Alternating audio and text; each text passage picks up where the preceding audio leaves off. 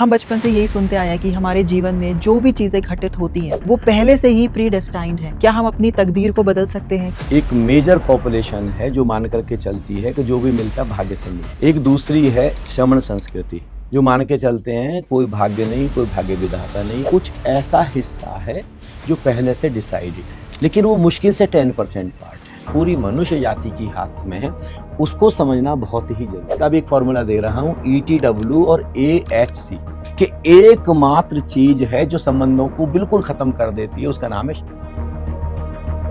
लोग कहते हैं मेरे अंदर बहुत नेगेटिव थॉट्स आ रहे हैं। अब वो नेगेटिव थॉट्स को कैसे मैं चेंज करूं? मामला बहुत कठिन है, बहुत मेहनत करनी पड़ेगी। स्वामी जी, हर मोटिवेशनल स्पीकर एक चीज बोलता है कि change your thoughts and change your destiny, but उससे भी पहले एक चीज है। आपने कहा ना एक पॉडकास्ट में कम से कम 10% दान देना चाहिए। क्यों किया गया ये प्रयोग? किसी चीज के लिए हम इमोशन चाहते हैं कि आए, बट वो नेचुरली नहीं आ रहे हैं, तो क्या वो चीजें इंजेक्ट की जा सकती हैं? अगर आपको हमारा कंटेंट अच्छा लगता है और अगर हम आपकी लाइफ में थोड़ा सा भी वैल्यू ऐड कर पाए हैं, so please subscribe to our channel Anandam for Bharat, क्योंकि आपका केवल एक सब्सक्रिप्शन हमें और हमारी पूरी टीम को बहुत मोटिवेट करता है कि हम ऐसे ही आप लोगों के लिए सेल्फ हेल्प वीडियोस लेकर आते रहें। एंजॉय कीजिए आज का ये सुपर इंटरेस्टिंग पॉडकास्ट विद स्वामी आलोक जी। इनकी लाइफ पर हमने एक फुल पॉडकास्ट किया है जिसका लिंक आपको इस वीडियो के डिस्क्रिप्शन में मिल जाएगा, जरूर देखिएगा। आनंदम, प्रणाम स्वामी जी। प्रणाम स्मृति, कैसे हैं आप? बिल्कुल मस्त एकदम। Welcome to Anandam for Bharat again Swami ji. बहुत बहुत धन्यवाद। यहाँ के तो मैं और भी मस्त हो जाता हूँ। ऐसा we are blessed to have you Swami ji. Thank you, thank you.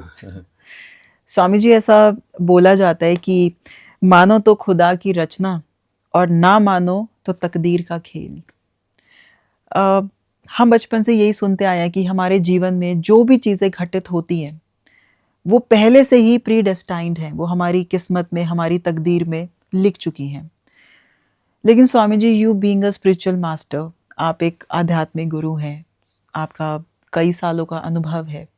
अगर आज मैं आपसे ये चीज़ पूछूं कि हमारे जीवन में जो भी घटनाएं घट रही हैं, क्या वो प्री डेस्टाइन्ड है या फिर जहाँ पे हम पहुँचना चाहते हैं, जो हमारी डिज़ायर्ड स्टेट है, क्या हम अपनी तकदीर को बदल सकते हैं? क्या हम अपनी डेस्टिनी को बदल सकते हैं? आपका क्या कहना है इस बारे में? देखिए, सर्वाधिक महत्वपूर्ण प्रश्नों में से एक प्रश्न है ये। जी। मैं कहूँगा बल्कि ये billion billion trillion trillion dollar question है। जी। क्योंकि सारी दुनिया इसको लेकर के बिल्कुल कंफ्यूज्ड है। एब्सोल्युटली। बहुत एक मेजर पॉपुलेशन है जो मान करके चलती है कि जो भी मिलता भाग्य से मिलता है, भाग्य से मिलता है और भाग्य में लिखा हुआ कभी बदला ही नहीं जा सकता। इसको हम कहते हैं ब्राह्मण संस्कृति। एक दूसरी है श्रमण संस्कृति जो मान के चलते हैं कोई भाग्य नहीं, कोई भाग्य विधाता नहीं, कोई डेस्टिनी नहीं, कुछ भी नहीं। जो भी करना हमको करना है और जो भी करना है इसी जन्म में करना है। वो तो ये भी मान के चलते हैं ना कोई पिछला जन्म, ना कोई अगला जन्म। जी, बिल्कुल। लेकिन जो सच है वो है इन दोनों के ठीक मध्य में। जितने भी संत हैं, जितने भी तीर्थंकर हैं, जितने भी पैगंबर हैं, उन्होंने जो अनुभव किया है, उन्होंने ये अनुभव किया है कि हमारे जीवन में कुछ ऐसा हिस्सा है जो पहले से डिसाइडेड है। अच्छा। उसको हम प्रारब्ध कहते हैं। आप चाहें तो उसको भाग्य कह सकते हैं, उसको डेस्टिनी कह सकते हैं हम। लेकिन वो मुश्किल से 10% पार्ट है। बाकी जो 90% है वो इस अस्तित्व ने, इस यूनिवर्स ने, या कहें परमात्मा ने, या कहें प्रकृति ने, वो हमारे हाथों में सौंपा हुआ है। गोस्वामी तुलसीदास जी कहते हैं, कर्म प्रधान विश्व रचि राखा, और जो जस करें सो तास फल चाखा। जो जैसा करेगा उसको अंत में वैसा ही फल मिल जाएगा। सब कुछ कर्मों के आधार पर हो रहा है। हम किसी की जान भी बचा सकते थे, हम किसी की जान ले भी सकते थे। अब ऐसा तो नहीं कि आपको जान लेना ये पहले से भाग्य में लिखा हुआ है। नहीं, हम किसी बहन बेटी की जान बचा भी सकते थे, हम बहन बेटी के साथ दुर्व्यवहार भी कर सकते थे। ये तो हमारी अपनी प्रज्ञा, ये तो हमारी समझ, ये तो मेरा निर्णय है ना, ये तो जी। इसमें तो कोई भाग्य विधाता निर्णय करने के लिए नहीं बैठा हुआ है। मुश्किल देखिए, कुछ है जो फिजिकल प्लेन पर डिसाइड है, कुछ है जो इमोशनल प्लेन पर डिसाइड है, पारिवारिक प्लेन पर डिसाइडेड है, कुछ है जो फाइनेंशियल प्लेन पर डिसाइड है, लेकिन बाकी सब मेरे हाथ में। अच्छा। हाँ, जो आपके हाथ में है, जो मेरे हाथ में है, पूरी मनुष्य जाति की हाथ में है, उसको समझना बहुत ही जरूरी है। जैसे कोई भी बीज है, देखिए बीज बीमार है अगर, तो फिर पेड़ कौन सा ऐसा स्वस्थ पैदा होगा? पहली बात तो हो सकता पेड़ हो ही ना, और अगर हो भी जाए तो पेड़ भी बीमार ही पैदा होगा जी। और बीज अगर स्वस्थ है, देखिए आजकल क्या चल रहा है, पहले तो किसान अपने पास बीज रख लेते थे, कई बार बीज में कीड़े लग जाते थे, फिर उसको फसल में बोते थे, जा करके खेती में लगाते थे और उतनी फसल नहीं हो पाती थी। लेकिन आज तो पूरी क्रांति हो गई है, पूरे विश्व में बीज रखे जा रहे हैं और वो जो बीज है उसके आधार पर कितनी शानदार फसलें तैयार हो रही हैं, कितने शानदार फल तैयार हो रहे हैं। ये सारा का सारा सब कुछ बदल गया। ऐसा तो नहीं कहा जा सकता था कि नहीं ये तो भाई पहले से ही था, यही फल होने थे, यही बगीचा होना था। कितना कुछ तो बदल गया। एक सज्जन ने तो अभी अमेरिका में एक ही पेड़ पर 40 फल उगा दिए हैं, इस तरीके से ग्राफ्टिंग की है, मतलब एक ही पेड़ पर 40 फल। उसका नाम ही यही रखा गया, 40 फलों वाला पेड़। तो ऐसे बहुत कुछ है जो ऐसे ही हम चाहें तो इसी जन्म में 40 जन्म जी करके जा सकते हैं, 100 जन्म जी करके जा सकते हैं, बहुत कुछ बदला जा सकता है। जी हाँ जी। देखिए जैसे एक बीज की हम चर्चा कर रहे हैं, ऐसे मैं आपको एक पूरे साइंटिफिक तरीके से एक एक चीज की चर्चा करूंगा। एक फॉर्मूला, जैसे बहुत सारी चीजों का मैं फॉर्मूला देता हूँ, ऐसे में इसका भी एक फॉर्मूला दे रहा हूँ, ETW और AHC। ETW और AHC जी। तो अब इसको एक एक करके इन 6 शब्दों को समझेंगे तो लास्ट में जाकर के 7वें पायदान पर बन जाएगा डेस्टिनी, भाग्य, फ्यूचर। ओके। जो बेसिक सीड है वो है E यानी इमोशंस। हमारी जो भावनाएं हैं, हमारी जो फीलिंग्स हैं, वो बेसिक सीड है। मैं आपके बारे में कैसा महसूस करता हूँ और मैं आपके बारे में जैसा महसूस कर रहा हूं, अंततः मेरे और आपके साथ, मेरी और आपके बीच जो रिलेशनशिप होगी, जो संबंध होंगे, वही भाग्य बनेगा। ये जो इमोशंस हैं, अगर मैं आपको लेकर के मेरे अंदर नेगेटिव इमोशंस हैं, ये देखिए, अब आप देखिए, अब तो अगर अभी तो आपने तो खैर ओंकार जान लिया, परमात्मा जान लिया, तो आपको पता है कि पूरे आकाश में परमात्मा भरा हुआ, ओंकार भरा हुआ है ना। लेकिन जिन्होंने नहीं भी जाना, जिन्होंने केवल विज्ञान पढ़ा है, उन सब के लिए भी मेरी आवाज आप तक आ रही है। एक बिजली के कड़कने की आवाज आ जाती है, कहाँ से? एक मीडियम है ईथर, यस, उससे आती है। तो मेरे और आपके बीच में ईथर भरा हुआ है। अगर मैं आपको लेकर के बहुत पॉजिटिव हूं, मेरे इमोशंस बहुत पॉजिटिव हैं, तो ईथर से होते हुए आज नहीं तो कल आपके पास पहुंच जाएंगे। बिल्कुल। और अगर मैं आपको लेकर के निगेटिव हूं तो आज नहीं, अगर आप थोड़े सेंसिटिव हैं तो अभी आपको पता लग जाएगा। और अगर मान लें कि आप मेडिटेटिव स्टेट में नहीं जीते हैं, उतने संवेदनशील आप नहीं है, तो तब भी आपको लेटर पता चल जाएगा। इसलिए आपने देखा होगा जब हम मधुर संबंध का सत्र लेते हैं तो मैं बोलता हूं अक्सर कि एकमात्र चीज है जो संबंधों को बिल्कुल खत्म कर देती है, उसका नाम है शिकायत, कंप्लेनिंग एटीट्यूड। वो बीज है, क्योंकि वो हमारे जो इमोशंस हैं कंप्लेनिंग एटीट्यूड के, आज नहीं तो कल 7 समुंदर पार भी पहुंच जाएंगे। ये कितने बार हमने प्रयोग किया है कि आपके संबंध बहुत मधुर हैं, आप एक व्यक्ति की शिकायत करना शुरू करिए और किसी से भी मत बोलिए। पेड़ों से बोलिए, फूलों से बोलिए, चांद से बोलिए, सूरज से बोलिए, हवाओं से बोलिए, घटाओं से बोलिए, और आप पाएंगे 3 महीने में आपकी और उसके बीच के संबंधों में दरार आ गई है। ठीक इसके विपरीत अब आप किसी की तारीफ करना शुरू करिए, धन्यवाद देना शुरू करिए। वो जो इमोशनल प्लेन पर जो चेंज आया, ईथर से होते हुए 10,000 किलोमीटर उस व्यक्ति के पास पहुंच गया। और आप बड़े हैरान होंगे, 3 महीने में जैसे आपस में कोई आंदोलन होने लगा, जैसे आपस में कोई मूवमेंट होने लगा, जैसे आपस में जो दरार थी, जैसे वो दरार भरनी शुरू हो गई। 3 महीने में ये चेंजेस आ जाते हैं। अगर किसी ने ये भी चलो अनुभव नहीं किया, लेकिन टेलीपैथी मुझे लगता है स्वामी जी हर किसी ने अनुभव किया कि आप किसी व्यक्ति के बारे में सोच रहे हैं और आज ही उसका फोन आ गया। इनफैक्ट स्वामी जी अभी अभी एक घटना घटी है 1 सेकंड पहले ही, मैं अभी कल ही मेरी एक मित्र के बारे में सोच रही थी और जस्ट अभी अभी उसका फोन बजा। देखिए जस्ट 1 सेकंड पहले। हाँ, ये देखिए आप। हाँ जी, बेसिक सीड है हमारे इमोशंस।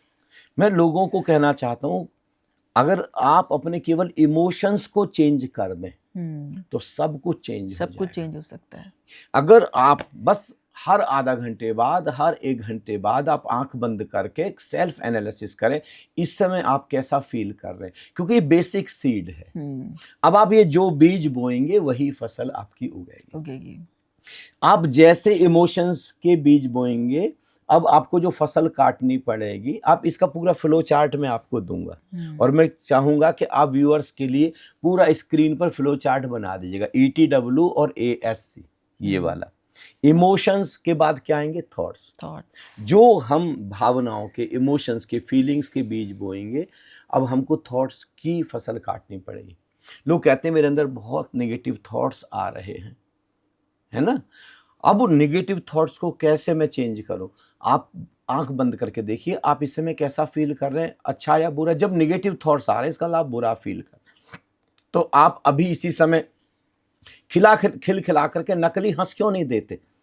अब मैं तो कहता हूँ नकली हंस। आप कहेंगे सब मैं तो डिप्रेशन में हूँ, मैं तो अभी कैसे हंसूं। मैं कहता हूँ नकली एक साइको ड्रामा। आपको फिल्म में कितने फिल्म स्टार ऐसे हैं जो कहते हैं कि वो बहुत डिप्रेस थे, लेकिन फिल्म में एक्टिंग हंसी की करनी पड़ी, फिल्म में एक्टिंग नाचने की करनी पड़ी। तो आप ऐसे फिल्म में एक्टिंग करिए ना, नाचने की, आप हंसने की, और आप पाएंगे 15 मिनट के अंदर आपके इमोशनल प्लेन पर चेंजेस आ गए। अब आप अच्छा फील कर रहे हैं। जीवन भी एक रंगमंच है ना, रंगमंच है। और जब आप अच्छा फील कर रहे हैं तो अच्छा फील करते हो आपके थॉट्स कैसे हो गए? नेगेटिव से कहां पर चेंज हो गए? पॉजिटिव पर। अब देखिए, अब हम सेकंड पॉइंट पर आ गए, T पर।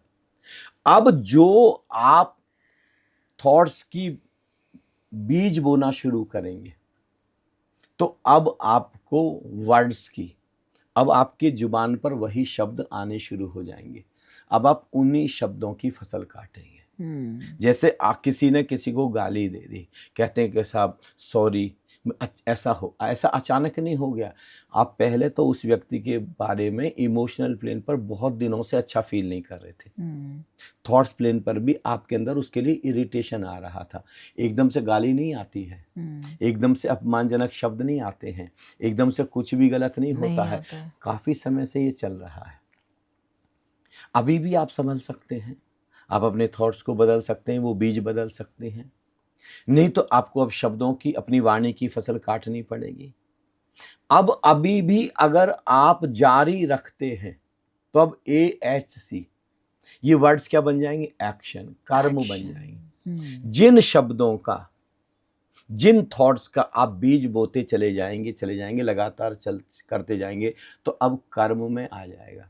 जैसे उदाहरण के लिए कोई बच्चा ऐसे ही हीरोगिरी करने के लिए, हीरोपंती करने के लिए सिगरेट पीना शुरू करता है और शराब पीना शुरू करता है। बीज बोया, इमोशनल प्लेन पर बीज बोया था इस बच्चे ने कि किसी को, किसी दादा को, किसी बड़े ताकतवर व्यक्ति को या फिल्म स्टार को जो इसका आइडियल था, उसको सिगरेट पीते या शराब पीते हुए देखा था। अभी ये चेत सकता था, भी जाग सकता था कि भैया वो इसकी एक्टिंग कर रहा है, उसको 5 करोड़ रुपए मिल रहे हैं या 10 करोड़ रुपए मिल रहे हैं, तुम किसी अपने जीवन को खराब कर रहे हो।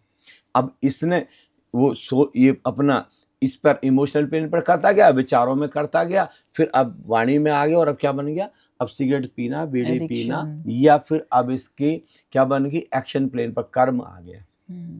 अभी कर्म की फसल काटनी पड़ेगी। जो भी हम कर रहे संसार में, कोई व्यक्ति अच्छा कर्म कर रहा है तो उसने वो बीज बोए हैं उस तरीके के, और कोई व्यक्ति बुरा कर्म कर रहा है, वो भी उसने बीज बोए हैं।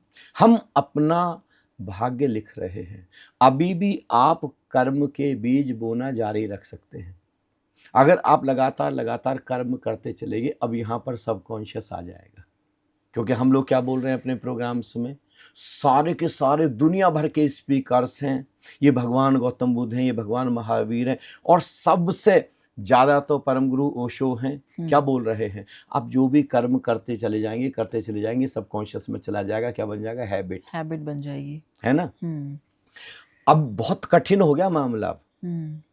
आदतों को बदलना बहुत ही कठिन है, लेकिन अगर आपके अंदर संकल्प है, अगर आपके अंदर कोई स्ट्रॉन्ग विल है, तो आदतों को भी, बड़ी बड़ी आदतों को भी बदला जा सकता है। करेक्ट। मैंने बड़े बड़े शराबियों को बिल्कुल एकदम सूफी होते देखा है। मैंने बड़े बड़े ऐसे लोगों को जो बहुत ही गलत रास्ते पर चले गए थे, बिल्कुल सही रास्ते पर आते देखा, और ऐसे लोग जो बिल्कुल सही रास्ते पर थे उनको गलत रास्ते पर जाते हुए देखा। अपने जीवन में बहुत कुछ अनुभव किया।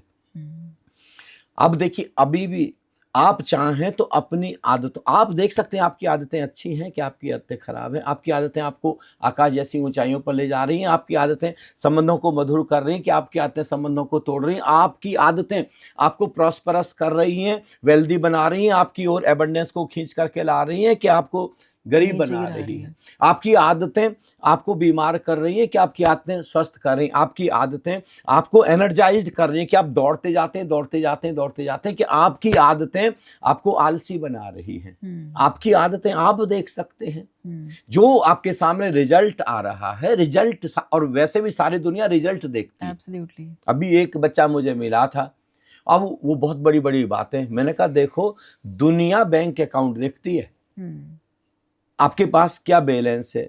सबसे पहली चीज दुनिया देखिए कि संसार के तल पर बैंक अकाउंट देखा जाएगा कि भैया कितना धन है तुम्हारे पास, कितने करोड़ हैं, कितने अरब हैं, और वैसे देख करके देखा जाएगा तुम आनंदी हो, नाच रहे हो कि नहीं नाच रहे हो, कि उदास रहते हो कि डिप्रेशन में रहते हो। ये रिजल्ट है, और ये रिजल्ट बताता है कि तुमने जो बीज हैं वो कैसे बो रखे हैं। तो आप अभी भी बदला जा सकता है, लेकिन अगर आदतों के बीज बोने जारी रखे, AH और C मतलब कंडीशनिंग। भारत में जो सबसे महत्वपूर्ण चीज बताई जाती है वो है संस्कार। आदतें ही संस्कार बन जाएगी। मुझे अच्छे से याद है, जब मैं छोटा सा था, हमारे घर में सख्त आदेश थे, कहीं भी पूरे दिन भर खेलो, कहीं भी तुम पढ़ो, कहीं भी रहो। हमारे घर में दिन छिपने के साथ साथ आरती शुरू होती थी, कीर्तन शुरू होता था, दिया जलता था, शंख बजता था और वो घंटा बजता था। हर किसी को घर में आना है, नहीं तो पिटाई जबरदस्त लगेगी अगर किसी दिन एब्सेंट हो गए तो देखिए, आप आरती करने की आदत पड़ गई, कीर्तन करने की आदत पड़ गई, और फिर कीर्तन करने के बाद चुपचाप तब हमको नहीं पता होता था कि मेडिटेशन क्या है, लेकिन जबरदस्ती बैठ रहे हैं, लेकिन बैठ रहे हैं, लेकिन कितनी शांति, कीर्तन करने के बाद बड़ी शांति महसूस होती थी। वो संस्कार बन रहे हैं धीरे धीरे। भारत में देखिए, पहले क्या होता था, अच्छा अग्रवाल साहब के परिवार की बेटी है, अरे उनके तो क्या कमाल के संस्कार है, शादी कर दो। अच्छा चौहान साहब का बेटा है, देखने की जरूरत नहीं, उनके तो भाई हम पीढ़ियों दर पीढ़ियों उनके संस्कार जानते हैं। भारतवर्ष में ये चीज़ अब खत्म होती जा रही है, संस्कार। क्योंकि जानते हो, हम सोशल मीडिया से, हम पश्चिमी लोगों से बहुत इतने प्रभावित होते जा रहे हैं कि हमारे जो अपने संस्कार थे, अपनी जो संस्कृति थी, वो सब खोते चले जा रहे। संस्कार से ही संस्कृति बन रही है, जो बहुत ही महत्वपूर्ण है।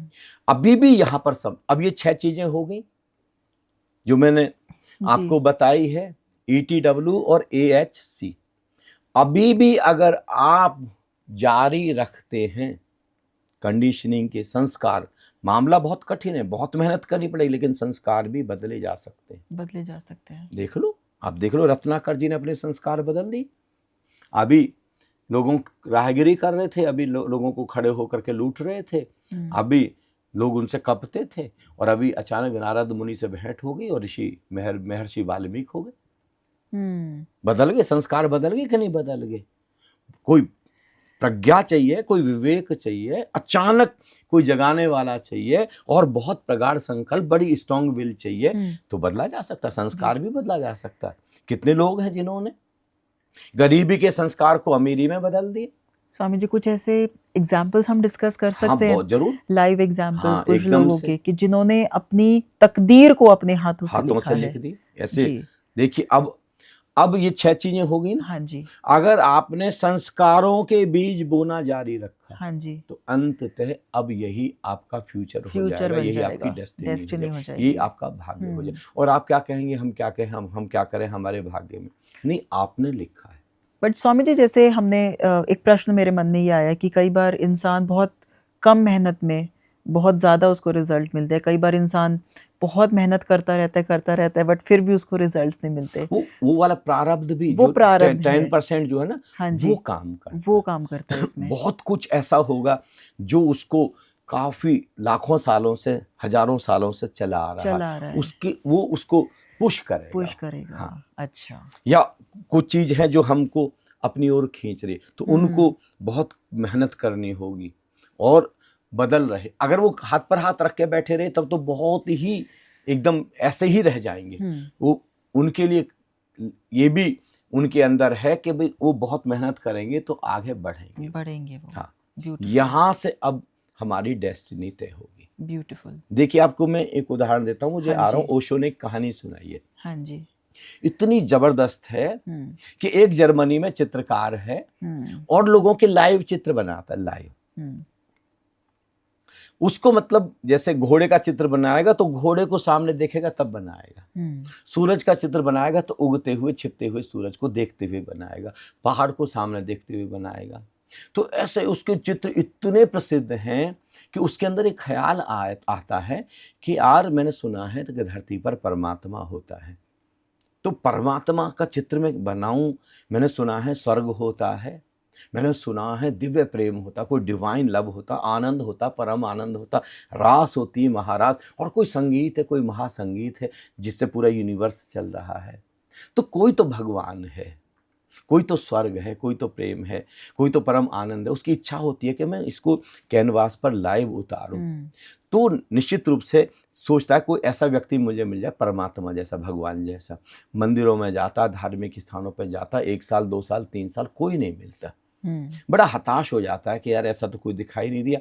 वो 3 साल बाद ऐसे लौट रहा है और अभी दिन छिप रहा है, सूरज ढलने को है, और एक चरवाहा पहाड़ पर ऐसे, उसकी गाय चल रही है, भेड़ बकरी चल रही, और कपड़े भी नहीं उसके बदन पर, और वो क्या कहते हैं ऐसे बांसुरी बजा रहा है। क्या उसकी बांसुरी में सम्मोहन है, वो तो खो ही जाता, बहुत देर तक बांसुरी सुनता रहता। अब उसको लगता है स्वर्ग है तो बस यही है, परमात्मा है तो जैसे इस व्यक्ति, इन 2 आंखों में लगता है कि कोई कशिश है। वो कहता है कि मेरे भाई, क्या मैं तुम्हारा चित्र बना सकता हूँ? बोले बना लो, मैं तो रोज यहाँ पे गाय चराने आता हूँ। तो आता, वो कैनवास वगैरह अगले दिन लाता है। 3 महीने उसको चित्र बनाने में लगते हैं और रातों रात उसका चित्र बिक जाता, लाखों उसकी कॉपी होती है और पूरे जर्मनी में बिक जाती। फिर 30 साल बीतते हैं।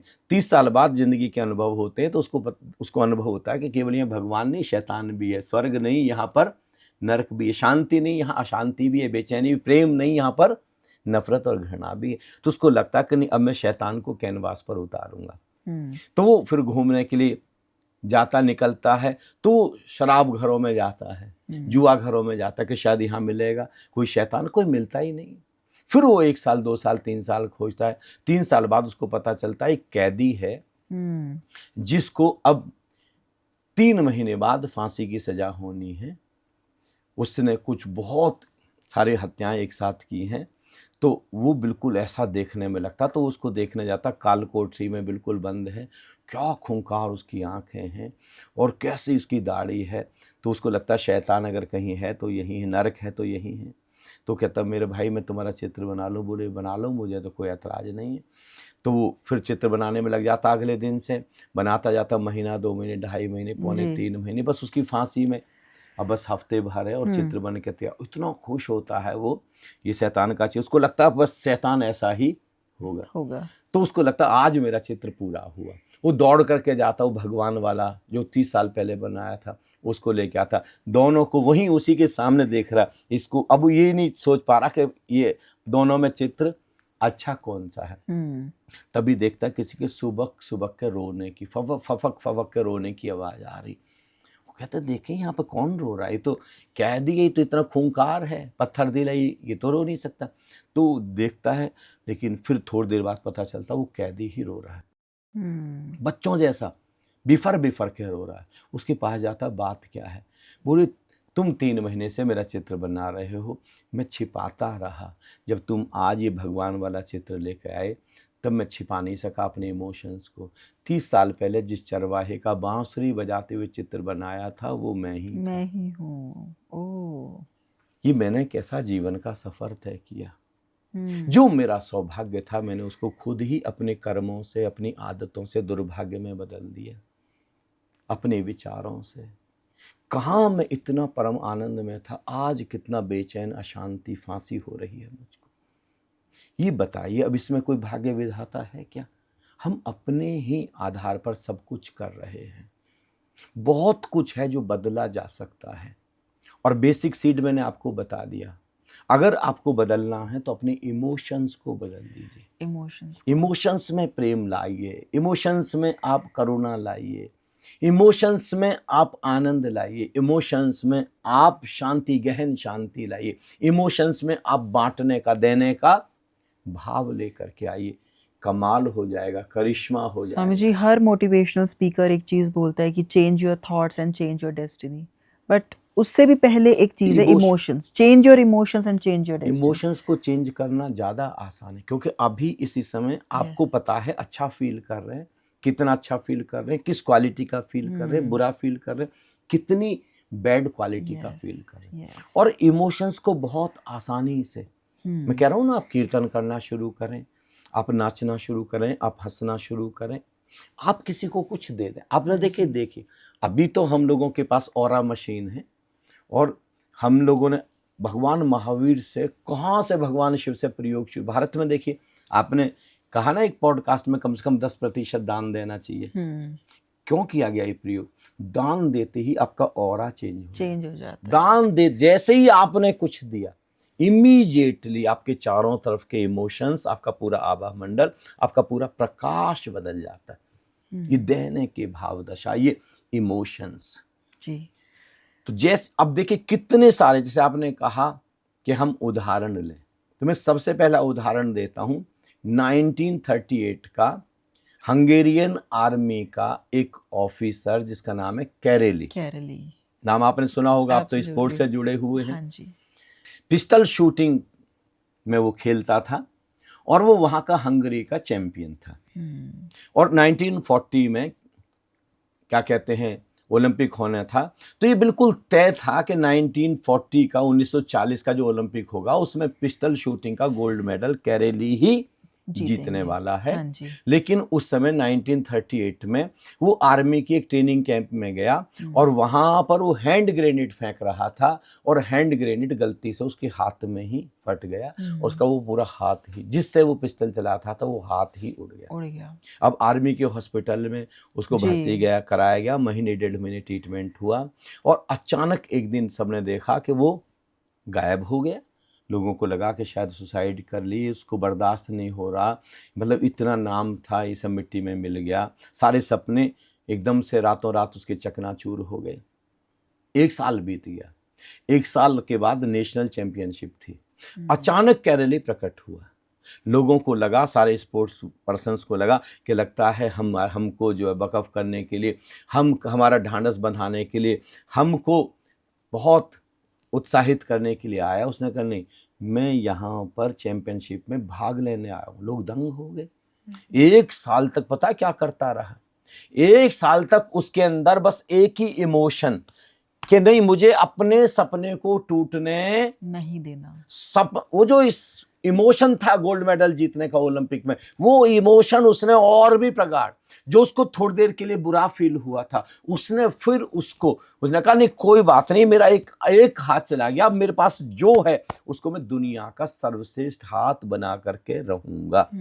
और वहां से उसने बीज बोने जारी रखे। 1939 में आप देखिए, लगातार वहां पर जंगल में वहां पर शूटिंग करता रहा, घंटों शूटिंग करता, कितनी मेहनत करता, अपने अंदर वही अफर्मेशन, वही थॉट्स लाता, वही इमोशंस लाता, वही विजुलाइज करता। और 1939 में सारे यंग लड़के थे वहां पर, और उस समय 38 में उसकी उम्र थी 28 साल। अब उसकी उम्र है 29 साल। देखिए, सब अपने बेस्ट हैंड से खेल रहे हैं, लेकिन गोल्ड मेडल जीता वो अपने ओनली हैंड से खेल रहा था, एक अकेले हाथ वाले कैरेली ने।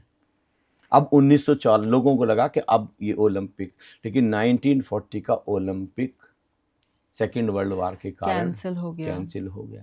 अब 4 साल बाद ओलंपिक होगा 1944 में। ये अपनी प्रैक्टिस करता रहा, उसी एक हाथ से नेशनल चैंपियनशिप लगातार हर साल जीतता रहा। लेकिन 1944 में भी ओलंपिक कैंसिल। अब 1948 में देखिए 38-40, अभी 28 साल का है, 48 में कितना हो जाएगा?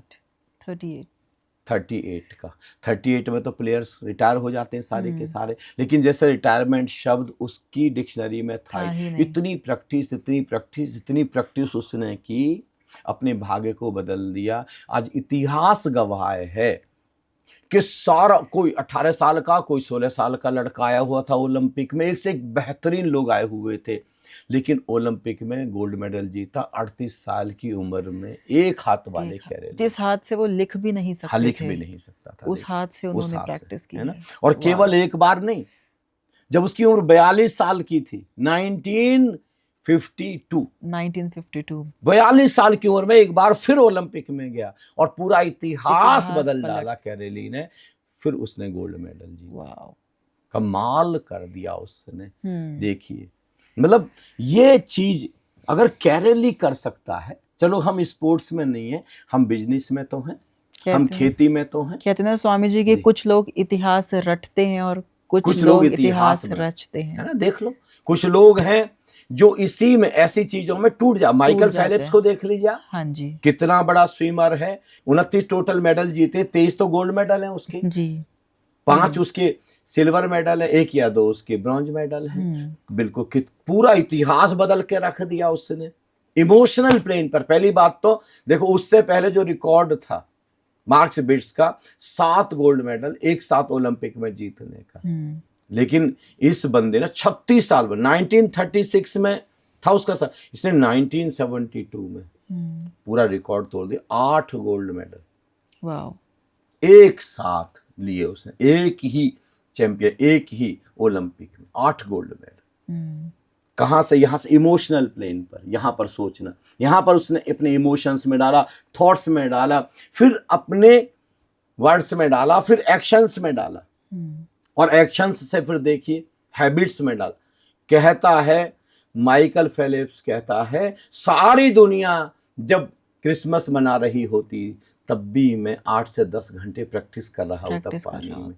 और देखो, जब वो होनी थी, ओलंपिक होना था, उससे कुछ महीने पहले ही उसका हाथ टूट गया, फ्रैक्चर हो गया, और डॉक्टर ने मना कर दिया कि तुमको तालाब में नहीं उतरना, स्विमिंग करने के लिए स्विमिंग पूल में नहीं जाना, और फिर भी स्विमिंग पूल में चला गया और पैर से प्रैक्टिस कर रहे थे। हाँ जी। बताया जाता है कि उसका जो 8वां गोल्ड मेडल था वो 100 मीटर बटरफ्लाई और सेकंड के 100वें हिस्से से जीता था, और उसके उसी जो पैर मजबूत हो गया था उसकी वजह से वो जीते थे। देख लीजिए, भाग्य में वो भी रो सकता था, बहाने बना सकता, मैं क्या करूं, मेरे भाग्य में ऐसा ही लिखा हो। माइकल फेलिप्स ऐसे कह सकता था, ऐसे ही कैरेली भी कह सकता था। बिल्कुल। कितने एग्जाम्पल्स हैं। आप देखिए, आपसे जुड़े हुए हैं, हमारी संस्था से जुड़े हुए श्री योगेंद्र यादव जी को देखें जी। कारगिल जो हमारे वॉर है उसके एक तरीके से लाइव हीरो हैं, वो भारत की आन है, भारत की शान है, श्री योगेंद्र सिंह जी यादव। देखिए, उस समय 19 साल की उम्र, जब मेरी उनसे बात हुई तो कह रहे थे कि बचपन, उनके पिता फौज में थे, तो बचपन से उन्होंने कहानियां सुनी थी कि साहब पाकिस्तान के साथ वार हुई, उनको परमवीर चक्र मिला, कि साहब अब्दुल हमीद ने ऐसे टैंक उनके ख़त्म कर दिए, कितनी बहादुरी दिखाई, परमवीर चक्र उनको मिला। तो उस जो अपब्रिंगिंग हुई वो 10 साल की उम्र से, क्या उनके 10 साल की उम्र से ये था कि मुझे भी फौज में जाना और मुझे भी कुछ शौर्य, इतनी जबरदस्त मैनिफेस्टेशन होगी सबकॉन्शियस में, इतना मतलब इमोशनल प्लेन पर इतना गहरे चला गया कि नहीं मुझे फौज में ही जाना और मुझे कुछ करना है। भारत जैसे इन सब के नाम है ना, अब्दुल हमीद के, परमवीर चक्र लोगों के, ऐसा एक दिन मेरा भी नाम भारतवर्ष में होगा, पूरा भारत मेरा नाम। स्वामी जी ये बताते हैं कि वो ये मैनिफेस्ट कम कि मुझे फौज में जाना है, ये ज्यादा करते थे कि मुझे फौज में जाने के बाद वॉर लड़नी है। देखिए कि वॉर ही लड़नी है। देखो कितने लोग ऐसे, हो सकता है वॉर उन्हीं के कारण हो गई, कारगिल की 99, और उस समय उम्र कितनी है, केवल 19 साल। 17 गोली बताओ, हैंड ग्रेनेड फट गए बताओ, एक हाथ तो बल्कि उनका बिल्कुल कंडेम हो गया, एक हाथ तो वो बता रहे थे कि ऐसे डाल लिया पीछे। करेक्ट। सारे जितने भी उनकी बटालियन के थे सब लोग मर गए, सब शहीद हो गए।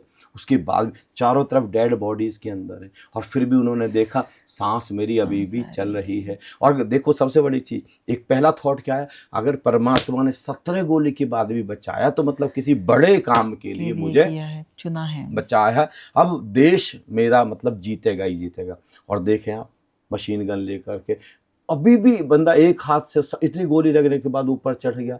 वो लोग वहां पर भोजन बना रहे हैं और उनकी फौज पे जाके गोली चला दी। भगदड़ी मच गई पूरी पाकिस्तान की सेना में, उनको लगा पूरी बटालियन आ गई है। देखिए, और फिर वहां से एक क्या कहते हैं झरने में जो वाटर स्ट्रीम आ रही थी उस पर, उनको ये भी नहीं पता कि पाकिस्तान की तरफ जा रहे हैं कि भारत की तरफ है। और फिर उन्होंने एक ही संकल्प लिया हुआ था, भीतर एक इमोशन पाला हुआ था, जब तक मैं अपने देश को सूचना नहीं दे देता तब तक मुझे बेहोश नहीं जी। और ये जो इतना प्रगाढ़ संकल्प था, ये जो इतना गहरा इमोशनल प्लेन पर जो बात थी, वो वहां पहुंचे। और जब तक अपनी सबको बता नहीं दिया तब तक वो बेहोश नहीं हुए, कोमा में नहीं गए। देख लीजिए, बिल्कुल परमवीर चक्र से सुशोभित हुए। आज भी 26 जनवरी को अब कहा गया है उनके लिए, जब तक वो शरीर में है तब तक 26 जनवरी की परेड को वही लीड करेंगे।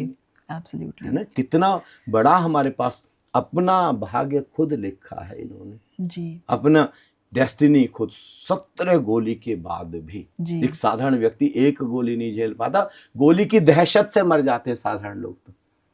और आज स्वामी जी लाखों युवाओं को वो प्रेरित कर रहे हैं। देखिए आज एक बहुत बड़े मोटिवेशनल स्पीकर की भूमिका निभा रहे हैं। और वहाँ विशेष रूप से कोटा में जी, जहाँ पे इतनी सुसाइड थी, उनके मोटिवेशनल स्पीच सुन करके अब बच्चों में इतना मोटिवेशन आ रहा है, एक जज्बा पैदा हो रहा है उनके भीतर जी। और सबसे बड़ी चीज है, फौज के लिए एक तैयार कर रहे हैं कि कैसे हम देश के लिए कुर्बान जा सकते हैं, फौज में भी और बिना फौज के भी हम देश के लिए क्या कर सकते हैं जी। इसके लिए वो पूरी की पूरी एक भूमिका तैयार कर रहे हैं, युवाओं को तैयार कर रहे हैं।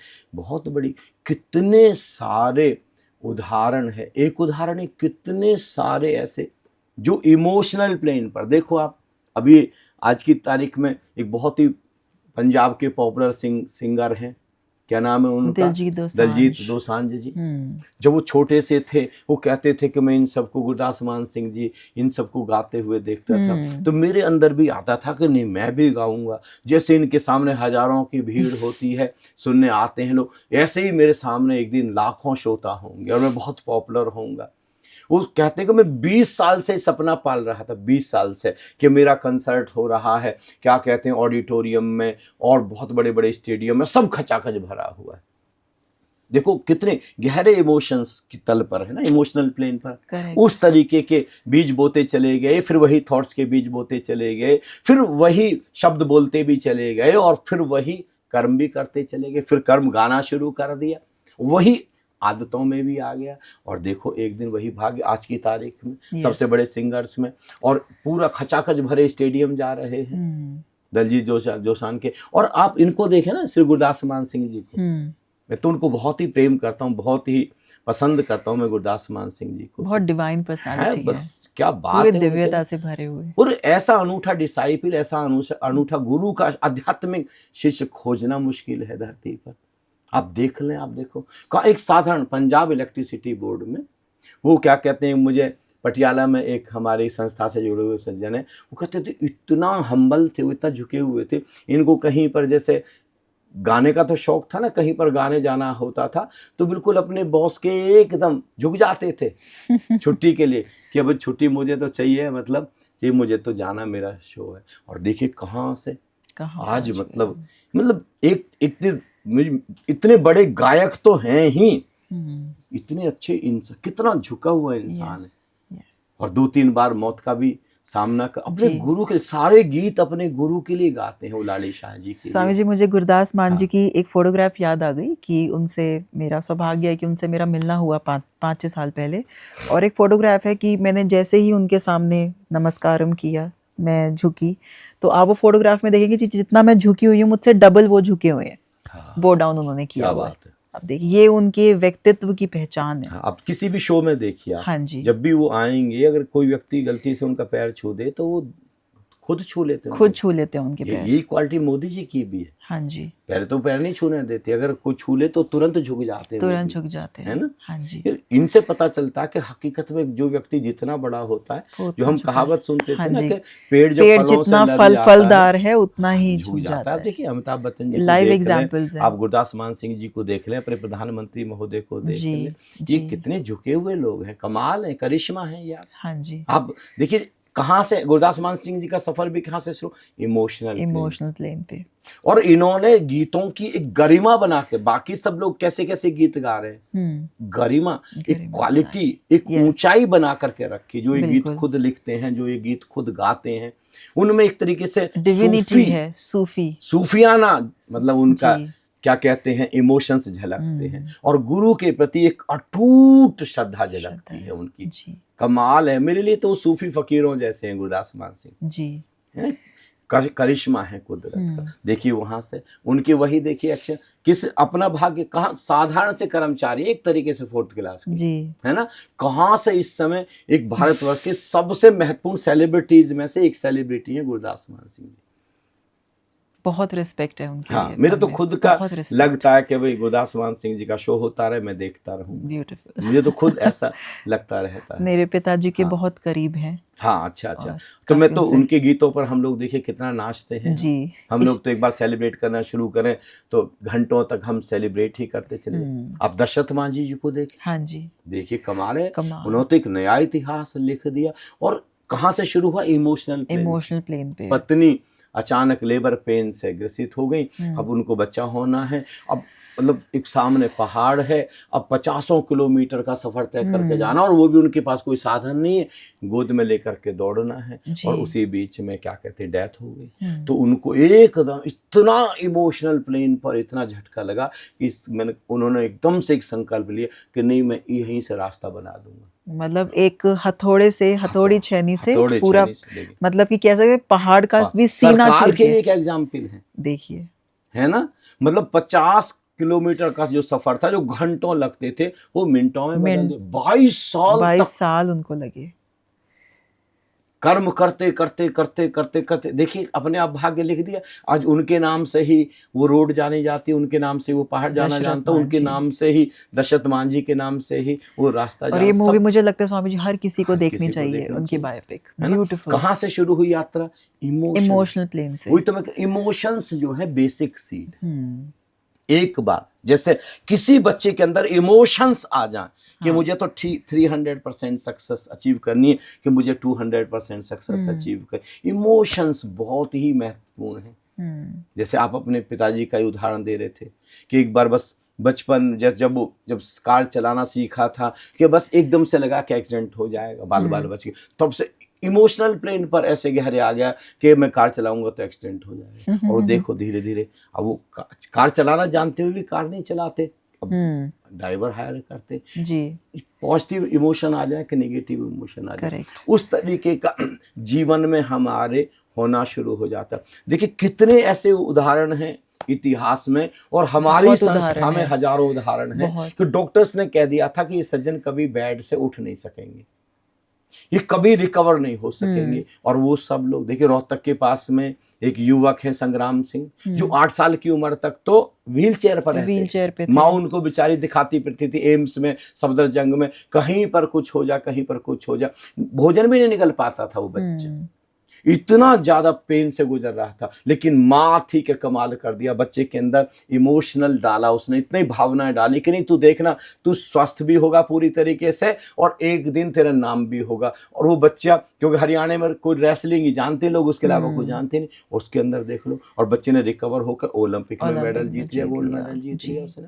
वर्ल्ड चैंपियनशिप में कितने, यही रोहतक के पास गांव है उनका। स्वामी जी आप मेरे लिए जीवंत एग्जाम्पल है इस चीज का। आपकी जर्नी इतनी इंस्पायरिंग है हम सब लोगों के लिए। और कहाँ से आपने सफ़र शुरू किया है, बुलंदशहर में आपका जन्म हुआ, और बैकग्राउंड आपका, खैर आपको बचपन से भी वो कंडीशनिंग मिली, अध्यात्म की कंडीशनिंग मिली, फिर आपको गुरु मिले, उसके बाद आपने जो सफ़र तय किया स्वामी जी वो बहुत इंस्पायरिंग है। एक तरीके से जीरो से शुरू करके एक समय ऐसा भी था हमारी जिंदगी में जब स्कूल जाने के लिए यूनिफॉर्म भी नहीं होती थी, हाँ जब जी। पैरों में चप्पल या जूते भी नहीं होते थे, कड़कड़ाती ठंड में, तब महसूस भी नहीं होता था। जी। अब पीछे लौट के देखते तो तब लगता है लगता तब है तो हम उसको भी नंगे पैर को इतना एंजॉय एंजॉय करते करते थे, थे। इतना मजा आता था। और देखा जाए तो वो वरदान थी। आज की तारीख एब्सोल्युटली। में बच्चे दिन रात जूते में हैं तो मिट्टी से ही नहीं जुड़े हुए, उनकी नेवल कितनी वीक रह जाती है। यस।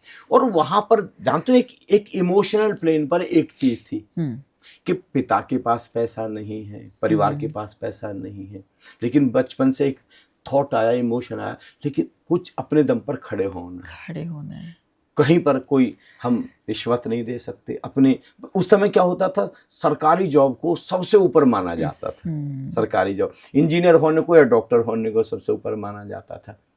तो दोनों चीजें हो गई, देखिए इंजीनियर भी हो गए, सरकारी जॉब भी हो गई, सारी चीजें हो गई। और फिर धीरे धीरे पता चला कि नहीं, ये चीज तो केवल अधूरी है, नहीं जो गौतम बुद्ध ने जाना, जो महावीर ने जाना, वो भी जानना है। राइट। और आपने जॉब के साथ रह के आपने पूरा सफर आपने तय किया, ये बहुत बड़ी बात है। और ये सब इजी गोइंग है, ये कुछ भी कठिन नहीं है। मुझे ऐसा लगा ही नहीं कि इसमें कोई मुझे जरा सी इतनी सी मेहनत, लोगों को बेशक लगता होगा, क्योंकि स्वामी जी आप इमोशनल प्लेन पे जुड़े हुए थे उस चीज से, इसलिए आपको वो चीज डिफिकल्ट नहीं लगी, आपने पूरे प्रोसेस को बहुत आनंद से जिया।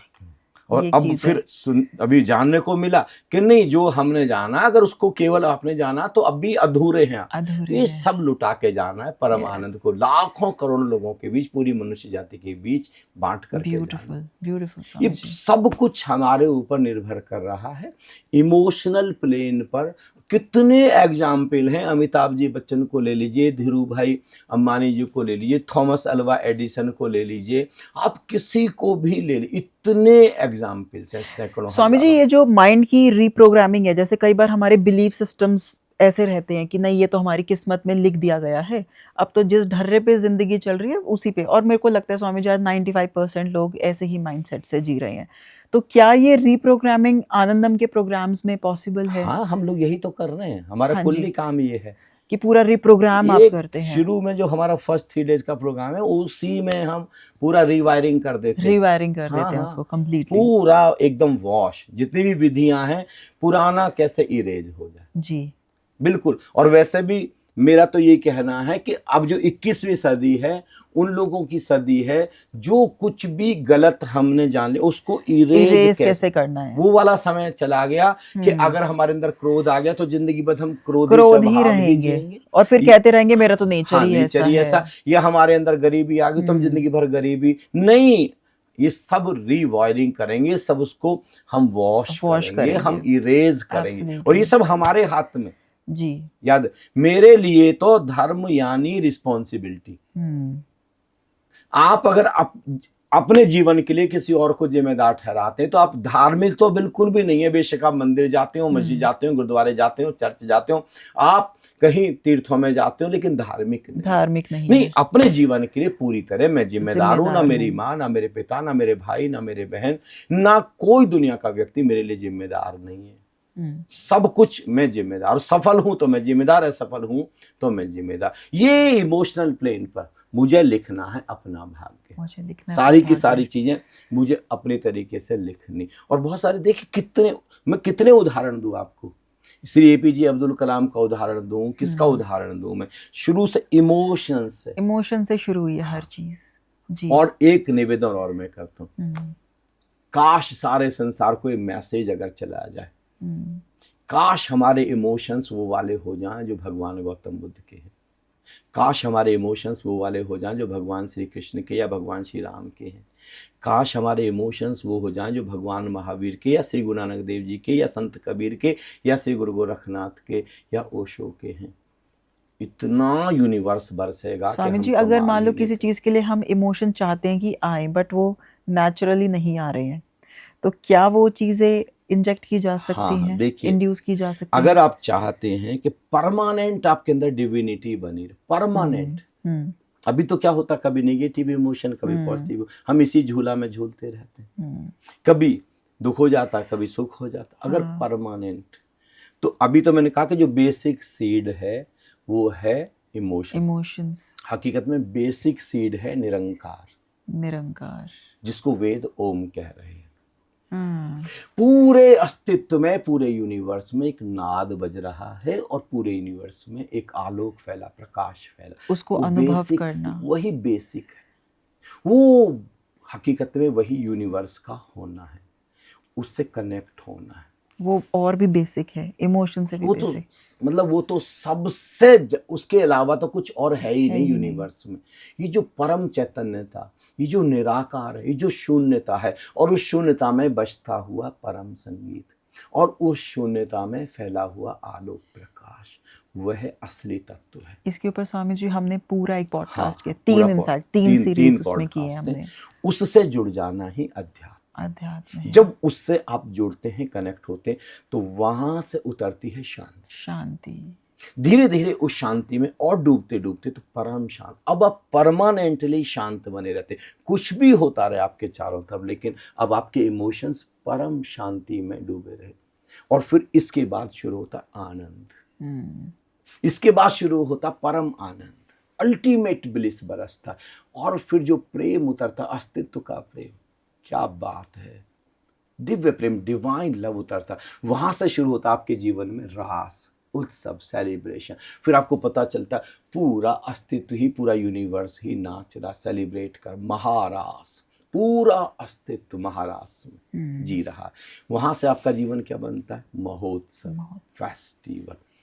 अब आप देखें, अगर यह सब पहले प्राइमरी चीजें हो जाएं, और उसके बाद फिर अब इमोशंस देखिए, अब आपके 100% जो इमोशंस हैं परम शांति के, परम आनंद से भरे हुए, दिव्य प्रेम से भरे हुए, उस अनंत करुणा से भरे हुए, वो वाले इमोशंस होंगे हाईएस्ट फ्रीक्वेंसी के। अब आप जो भी कर रहे हैं मनुष्य जाति के लिए कर रहे हैं।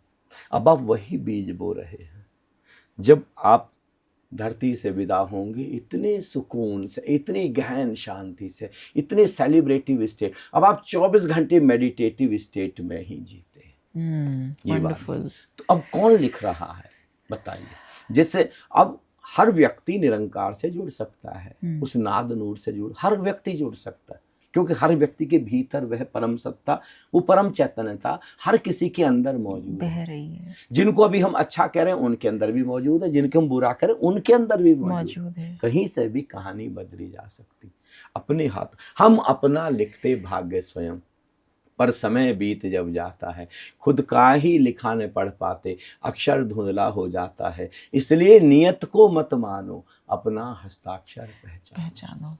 हम अपने सिग्नेचर से सब कुछ कर रहे हैं। और फिर दोबारा कहूं, अगर वो ओंकार भी, निरंकार भी, वो शांति, परमानंद भी समझ में नहीं आ रहा, तो कम से कम इमोशंस तो समझ में आ रहे हैं ना। यहाँ से तो कहानी शुरू कर दें।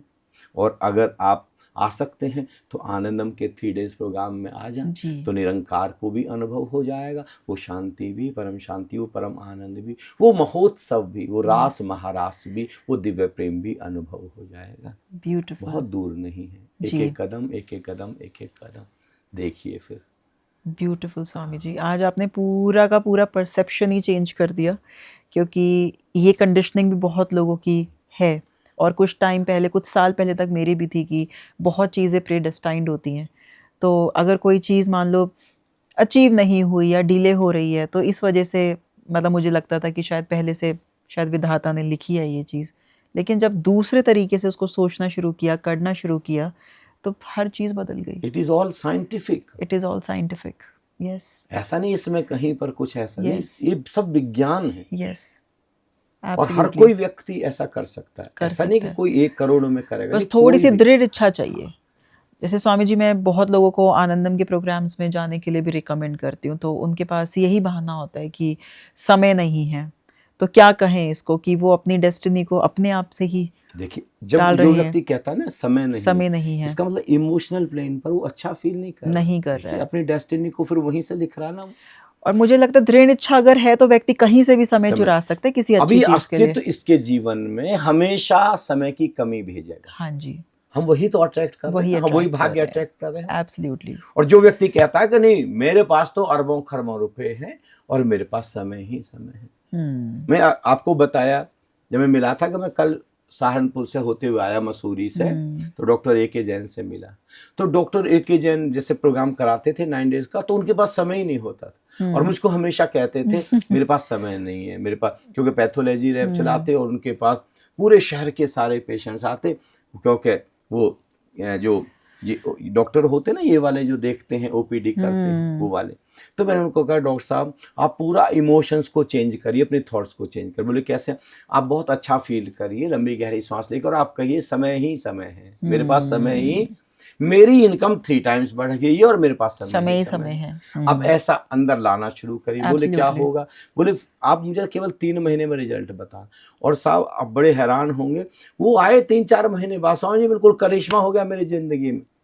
मेरा क्लिनिक आकर के डॉक्टर्स ने संभाल लिया, मेरी इनकम 3 टाइम्स है और मेरे पास अब समय ही समय। मैं तो बस क्लिनिक में 1 घंटे के लिए जाता हूँ, वो भी उन पेशेंट्स के लिए जो कहते हैं कि मैं तो बस डॉक्टर A.K. जैन से इलाज कराऊंगा, किसी और से इलाज नहीं कर, बस समय ही समय, और इनकम भी बढ़ गई।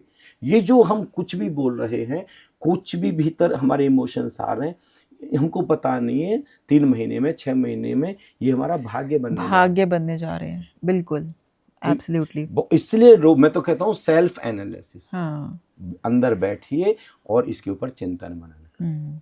बहुत सुंदर Swami ji, what a wonderful podcast. I think मेरी लाइफ का one of the best podcast है जो मैंने आपके साथ आज शूट किया है। Thank you Swami ji for this enlightening. देखिए आप अपने से ही ले लीजिए। हाँ जी, आप अपनी बैकग्राउंड को देखिए, फिर अचानक आपके अंदर इमोशंस आ गए स्पोर्ट्स को लेकर के। स्वामी जी मेरे तो आंखों में आंसू आते थे जब मैं नेशनल एंथम सुनती थी, क्योंकि एक लड़की जो एक पुशअप भी लगाने के लिए सक्षम नहीं थी, वो 110 kg तक इसलिए ही पहुंच पाई क्योंकि वो चीज एक भारत के, हिंदुस्तान के इमोशन से जुड़ी थी। क्योंकि रोंगटे खड़े होते थे जब मैं खुद को पोडियम पे विजुलाइज करती थी। ये देखिए सारे हमारे कोई भी हमारे प्लेयर्स देखें जो ओलंपिक में जाते हैं जी, उनको रहता है वहाँ जब नेशनल एंथम बजेगा, वो इमोशन कितना बड़ा इमोशन हो, बहुत बड़ा इमोशन है ना। तो वहां से सब कुछ बदलना शुरू हो जाता है, फिर व्यक्ति जान लगा दे, फिर कितने पसीने आएंगे। मिल्खा सिंह को देखो आप, कितने पसीने, फिर स्वामी जी कुछ नहीं दिखता, फिर मेरे को इतनी इंजरीज हुई या कितने फ्रैक्चर्स हुए, कितनी चोट लगी, कुछ मैटर नहीं करता। हर चीज बहुत बोनी हो जाती है जब इमोशनल प्लेन पे जब हम किसी गोल को जोड़ देते हैं। देखो मतलब जब भारत पाकिस्तान का बंटवारा हुआ, मिल्खा सिंह कहाँ से दौड़ना शुरू किया? हाँ जी, फादर को गंवा करके उनको गोली लग गई, वहां फादर ने कहा दौड़ो, वहां से दौड़, इमोशनल प्लेन वो दौड़ना। हाँ। और उसके बाद में देखो ओलंपिक का रिकॉर्ड तोड़ दिया उन्होंने। इमोशन से शुरू, और वो बीज बोते गए, फिर वो चीज अपने एक्शंस में ले आए, हैबिट्स में ले आए और कंडीशनिंग में, और फिर देखो उनका भाग्य बन गया।